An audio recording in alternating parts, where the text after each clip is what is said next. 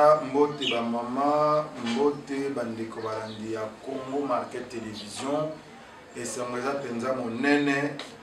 Ya koyeba bino ebele chaque jour bozo bakisama pona Rolanda Congo Market Télévision. Ba émission tout ça et la bino kopesa bino ba information véridique, vérifiable parce que tous a connecté na ba source ya sûr. Moti kana loba kandate mawate tous a ka basali na bino. Et ndenge naza bona outil pharmacie. Na outil pharmacie. Et pharmacie na outil de la bino kisi ya Covid te, kisi ya malaria te, kisi ya typhoïde te. Parce que mikolo yo na chaque ndako il y a au moins une personne avec la malaria, avec la typhoïde. Donc elanga oyo eye benza matata. Mais kisi na kendo de la bino na pharmacie, les lots naza na combien de kisi, naza na 4 kisi au total. Ba kisi ya désintoxication. Parce que Congo Market Télévision, nous avons un changement. Le roi de un changement. Ba makambo bizali ya kala wana ya kokosa batu. Ndio biso tozotelemi. Bizali ya kokosa ba congolais d'une manière ou d'une autre. Biso tozo combattre yango. Voilà pourquoi tokendaka toujours na ba source pour na recevoir information. Donc chaque tongo so la muki. Lisunu à Liboso, na chaîne Congo Market TV pour vérifier les informations à solo. Donc sur yoki na WhatsApp, na Facebook, na ba ndeko mususu bazo tepa après oye pour vérifier par la biso. Entre temps pe otindi lien pa ya bandeko na yo pour ba vérité. Désintox ya Liboso o to ngito lobela ezana na makamaba na classe. Sur les réseaux sociaux, calendrier mo circuler. Comme quoi, bana, il faut ça là, ba examen, il y a ba finaliste. Ba finaliste, il faut ça là, ba examen. Intox Samo et le binini. Et le bi, pour ceux qui ont des enfants en 6e année des humanités, voici les programmes d'examen d'État publiés par le ministère de l'enseignement primaire et secondaire. Fake news. Balobi, le 1er juillet 2020, dissertation. Le 3 juillet, jury oral. Le 4 juillet, jury pratique. Le 6 juillet, blocus. Le 8 juillet, culture générale. Le 9 juillet, cours d'option. Le 10 juillet, mathématiques et physique. Le 11 juillet, français et anglais. Les résultats seront publiés après une semaine. Merci de partager aux amis finalistes. L'air n'a vu un toxo yo, l'air n'a vu le kuta monene oyo, mbaramoko na komeli ministre ya masolo ya EPST. D'ailleurs c'est le mot EPST, le rabat le kuta va comment EPST. Alors, ministère ya EPST, batindelinga communiqué, balobi boye. Le ministère de l'enseignement primaire, secondaire et technique porte à la connaissance de l'opinion nationale et internationale qu'aucun calendrier concernant l'organisation des épreuves de l'examen d'État ou tout autre test n'est arrêté à ce jour. Donc, il n'y a aucun calendrier où ils ont arrêté pour l'examen, il y a la 6e.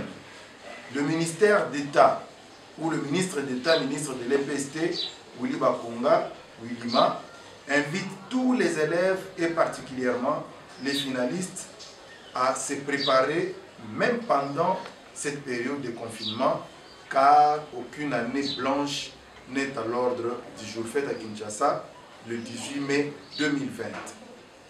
Donc, Oyo est information.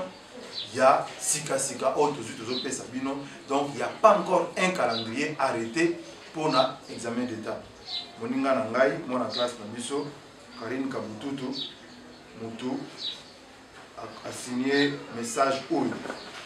Alors, on a des équipes des intox à Liboso, la mission qui est dans une pharmacie, bameli bino kisi mpona kodésintoxique bino bainformation ya lokuta oyo bazopesa bandeko bacongolais tokokotika yango eleka te. Alors deuxième kisi na memeli bino na annonce bino nano na kodévelopper yango nsima eza makambo ya faux et usage de faux oyo député national ya MLC akotisi na kati ya pétition na ye asali contre le premier vice-président de l'Assemblée nationale, Jean-Marc Kabunda. Ndeko Mamba akotisi ba signature ya lokuta. Arozongelango comme ça to développer un mot bien. Et troisième désintox, on a memeli bino. Et ça li buzz dans les réseaux sociaux. Non président de la République, Bakata Raïsou qui depuis tout ce temps par un imposteur. Donc coiffeur moko boye bazwa ono ya coiffeur moko ya kutana kale na campagne na Kisangani lorsque ba créa coiffeur mususu ce coiffeur on a le couteau on nde akata ka président de la République soki intox boye ba vérité na kati ya analyse actuelle. Troisième qui se contre intox pour le makambo ya détournement. Ba détourneur ya ba denier public makambo tozui oza ya kobatama na fouiller na biso makambo tozui sur Blackner makambo tozui sur Massaro to kopesa bino yango. Donc voilà un peu au sature ya analyse actuelle na biso ya mokona lelo bandeko batali mbote na bino na kobandana no likambo ya chef de l'état na kozongela ngo na suka na bandana na likambo ya bato bazui misolo na biso ba congolais toyebi yango que ministère public to l'état congolais aza ko poursuivre bato belé pona misolo ya Congo oyo elimwe ba soda bazo nyokwama bakoma kolala to kovanda na kati ya salon moko 3 familles ba policier bazo nyokwama ba locataire kutu tolo bate mokonza mboka pesier projet il y a construction, il y a 1500 logements sociaux. Et puis après, 3000 maisons. Il y a des policiers et des militaires. Mbongo ya l'État est bini. Jusqu'ici, on va reconnaître 48 millions de dollars pour la phase de Liboso. Deuxième phase, on va reconnaître près de 2 millions, où c'est du manque. Mais concrètement, ils ont mon anaté na mission. Tout le bas. Acharnement. Likamwa acharnement awa ezate. Tozolo baki ba congolais bazonyo ko. Est-ce que vous avez que tilelo ba personnel soignant il y a COVID-19 ba futa minanote. Est-ce que vous avez que ba policier ou bazo sala musana balabala bazo zela ni futa na bango. Mais tant où l'état de misa mbongo pesi yango pour que ba bongisa ba conditions de vie ya ba congolais. Bino bozu misolo wana ceux qui 3 ceux qui 4 ceux qui 5 personnes misolo wana elimwe et puis biso to vanda kimia te to vanda nyete to kolandela bino to kolobela yango mokonza mboka lobaki ata oza mwana mai na nga mais soki na yoki ke okotaki na makambo akanyaka okoti na makambo détournement kombo na yo boloko alobaki yango déjà. Donc, si nous avons dit, oh non, Nicolas Kazadi, 5%, ceux qui ont trempé dans le kati, ceux qui l'État a foutu, il faut foutre en bon, il y a une équipe. Ceux qui ont à côté de Makala, ceux qui ont Nicolas Kazadi, ceux qui ont Moutouaï des pèses, ceux qui ont proche du président, ceux qui ont lié Kimbongo ya Congolais, Kombo na yo, Boloko. C'est comme ça. Côté kuna maseki ezate, côté kuna mawa ezate, côté kuna complaisance ezate. On a approche ya président. Ye moko alobaki yango alobi atoza mwana mai nanga. Ata to lala na yo chambre moko. Ata to vanda na yo place moko. Ata to lia na yo sani moko. Mais ceux qui kaka ke olembo wa congolais kombo na yo boloko. Et côté kuna biso za prêt à soutenir mon konza mboka tina suka parce que l'eau est bomi mboko yo yango wana bato bazoloba oh non mais wana komi acharnement et bongo bato yo balia kalawana bato balia bukangolonzo bato yo balia soki ya projet ya ba passage en hauteur oh batonga na boulevard mo bato bakatsa wana et si le projet wana ici là bato balia bambongo oh non projet ya kotonga banda ko pona ba congolais projet ya ba ferme tout ça biso to lobi oh wana ezaki na bokonzi Joseph Kabila oyo eza bokonzi ya Félix Tshisekedi 1 centime oyo ebimi na pouvoir ya Tshisekedi pour na intérêt public soko le yango soko le yango yebake oza mokangemi ba DG o DG ya SNEL o DG ya Régie des eaux o pesa ba tout SNEL courant on dirait eza la kati ya poche no misela kabiso ndamu o pati kombo na yo boloko oh Régie des eaux, oh ce qui est SNCC, oh Gécamine. Oh Bolia qui n'est pas à Joseph Kabila, je ne vais pas fouiner dans le passé. Wana ezaïe. Mais il faut que justice est ennemie. Procureur a ça la musala naï. Donc ceux qui y a le binga na fouiner, mais justice c'est pour ça la musala nango. Et justice oh est l'amour qui oh justice oh est régime oh. Yebake maseki ezate. Naza ko ba likama bandeko oyo ba détourner mbongo wa l'état atoza proche mokonzi mboka bazo entendre bango atozo loba bazo entendre bango makambo sod mouton makambo ya bandako makambo nini banini projet o ndenge basalaki yango mobeko zo autoriser bino te que sur le coût ya projet ba pesa bino 5% bino bozu yango soki l'état le bizongisa mbongo il faut bozongisa soki l'état le bi boloko osali pe boloko parce que c'est ça l'état de droit. Attends aux approches à président. L'oubli, j'étais sur un plateau avec des amis. J'ai dit aux amis, nous devons faire attention. Il ne faut pas tout confondre. Dans le état de droit, liberté d'expression, na face à mi beko ndenge zote le melabiso. Ngana boko ya watena banda ofinga mutu.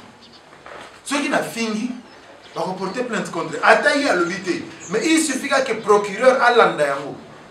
Il va se saisir de ça. Parce qu'ils ont une infraction. C'est ça aussi l'état de droit. Il y a que le procureur, il faut être capable. Il y a des gens qui décrient dans le régime. Il y a que le procureur, pourtant, on a tout le temps que le procureur, il faut faire la moussala loco là, roulage. Roulage, c'est ce qu'il y a dans la côté infraction. C'est ce qu'il côté infraction. Il y a un rôle du procureur. Donc, on va dire que liberté d'expression. Il y a une liberté d'opinion, liberté d'expression. Mais il y a une est-ce que liberté d'expression au violer mon côté? Ceux qui ont violé mon côté, c'est ça l'état de droit. Alors, bande kowana, on va approcher le président, on va rechercher Maboko, en tout cas, on a l'Italie. Adala UDPS, Adala UNC, Adala FCC, et Talibiso va congolais. Té soko lembo ma congolais kombo na yo boloko ezongisi mbongo wana ndeko Blackner azwi mbongo pour asala basode muto lobi bantandaki première audition na ezaki lobi asengi na ye na bavocat na ye ononte bapesa bango remise ya 2 semaines baccorde bango comme eza na droit ya défense bapesi bango dans une justice équitable bapesi remise ya 2 semaines. Donc le 25, Aroya Osamba. Ndeko Oyo Azimbongo l'État pessier pour la Marambasso de Mouton, il fallait tomber 4. Parce que, et ça déjà mbongo aussi allé. Ah, ils ont pas si bon de Blackner Azimbongo va pessier. Azalaki déjà na banyongo ailleurs. Azalaki na banyongo na banque. Blackner a une bongo ba pesier pour na kotonga ba sod mouton azwa ngake kotia na compte wana ya banyongo donc ndenge toza boye Blackner aza na incapacité ya kotonga ba sod mouton oye azwaki ozaki na charge na ye aza na incapacité ya kotonga parce que aza na mbongo te alors azo welisa na minute oyo ke ba sod mouton mi balé oyo aza bandaki wana asilisa yango biso za na problème asilisa nde. Assez ça saute mouton ou abandaki.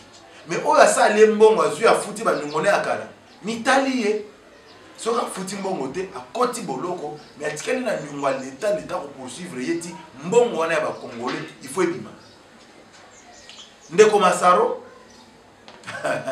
bosakanaka na leta te bosakana na leta te confinement mpe confinement merci Masaro akimi soki mpe abimaki na moto oyo soki abimaki na mutuka soki abimaki par quel moyen nga na oyo toyebi mais na ferme akenda kovanda na bandundu awa na ferme akenda kovanda ferme mwana toyebi ke bakosi biso o aza mwana nkasi ya Vital Kamerhe te aza mwana nkasi na ye aza ndeko aza cousin na ye alors na ferme akenda kovanda wana ferme ya cousin na ye Vital Kamerhe olevanda ta kimia le roi déjà azaki baza koluka ye l'état tchaki ba moyen nyonso en jeu bato oyo bapostaki partout mpona kolanda mouvement baremarke kaka bamituka moko ezokota suspect na kati ya ferme wana bamituka moko ya minene bamituka kitoko ofimela tout ça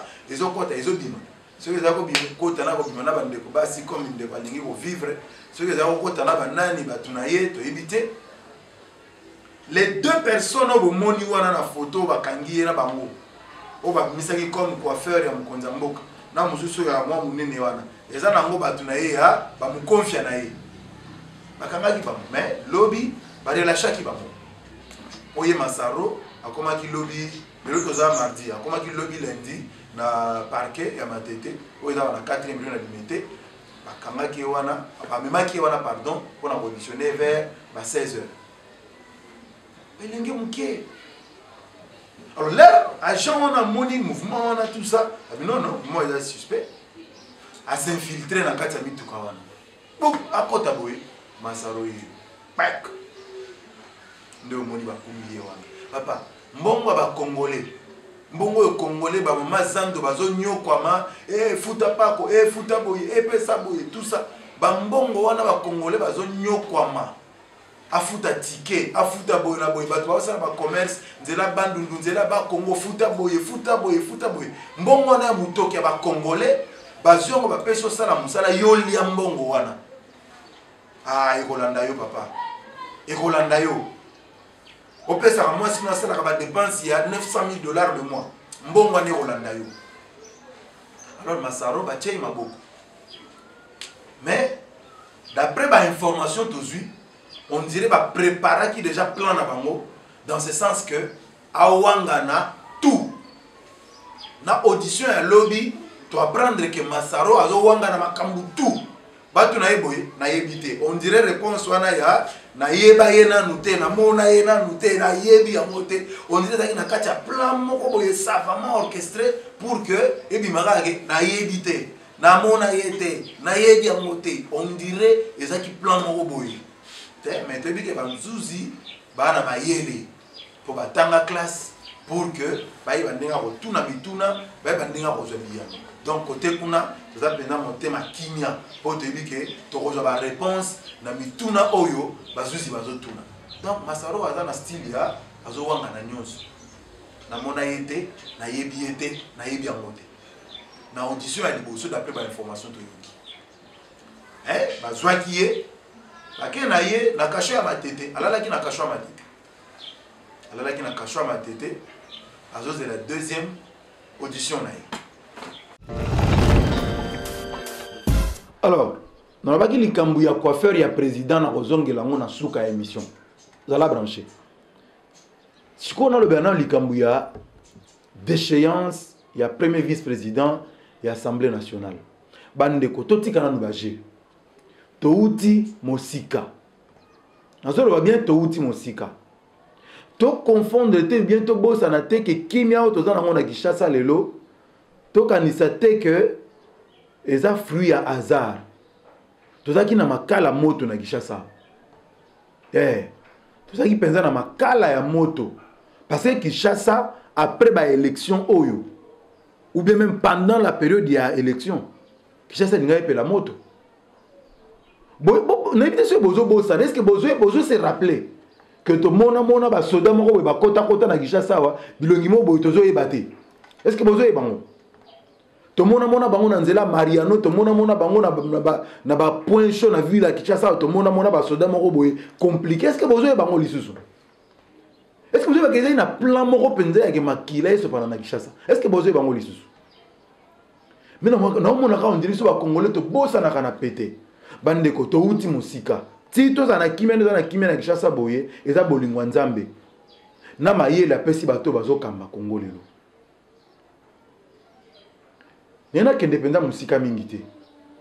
Lelo yo tozo lebela likambu ya destitution oyo ndeko député national ya MLC mwana mboka zela retrouvé pétition na ye pétition oyo a commis pona kosenga balongola na kiti na ye.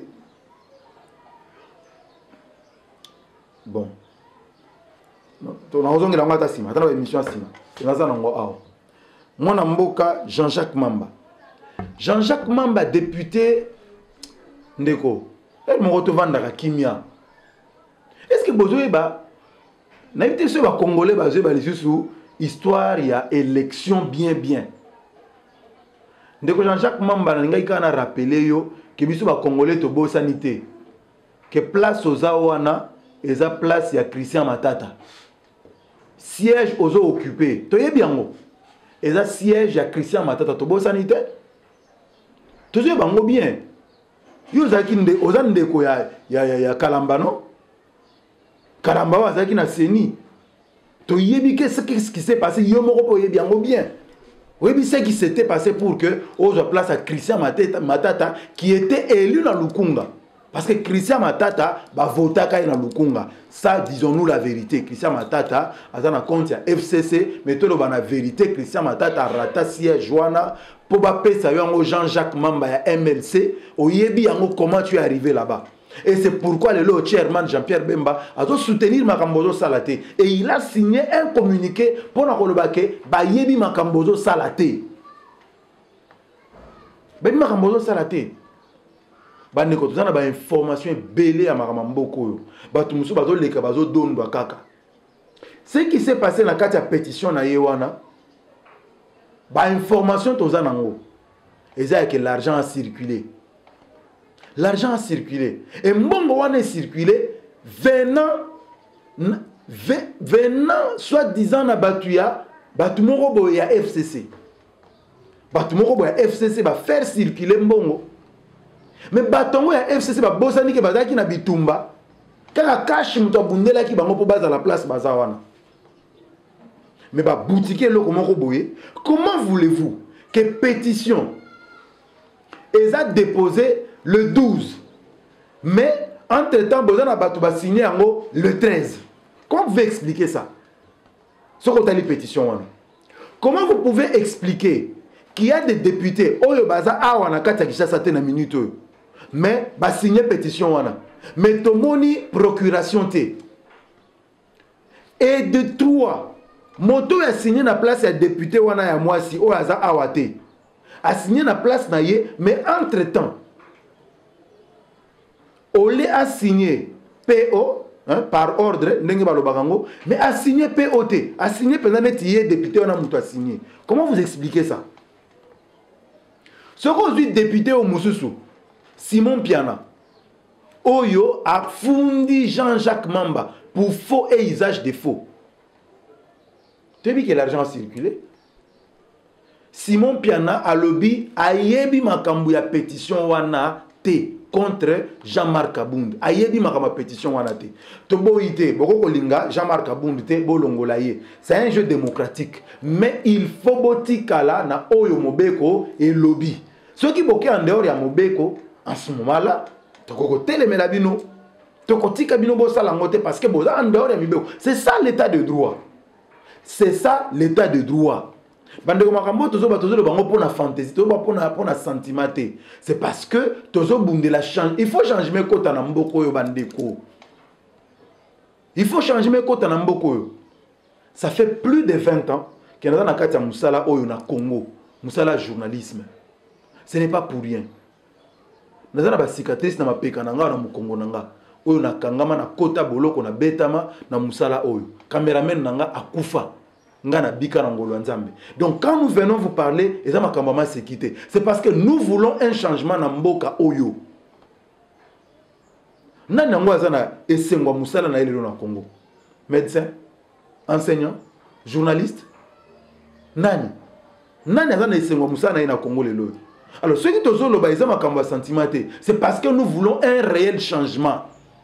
Dans l'état de droit, il faut tout respecter Mobe Kondenge Lobby. Que dit la loi? Bolingo de choix mutu. Ok, d'accord. Bolingo longolé na ibonga na ye, d'accord. Mais Bolingo salango, vous devez avoir des raisons valables. Donc, dès que Jean-Jacques Mamba, n'engé tozolo ba boyena façon na zomo na makamnenge do kende. Ako beta penza 4 ans na boloko. 4 ans penza, 4 ans jour pour jour. Ako sili c'est la mandat na boloko. Na ndenge na mona makamnenge do kende. Pour faux et usage de faux. Ce qu'on t'a dit, je crois que ça doit être l'article 147. Il y a constitution, ceux qui n'ont pas sanité, ceux qui n'ont bungité, mais ceux qui n'ont bungi, tu retiens la binongo à na image. Ndenge zaboye, azat déjà dans la situation, il y a flagrant délit.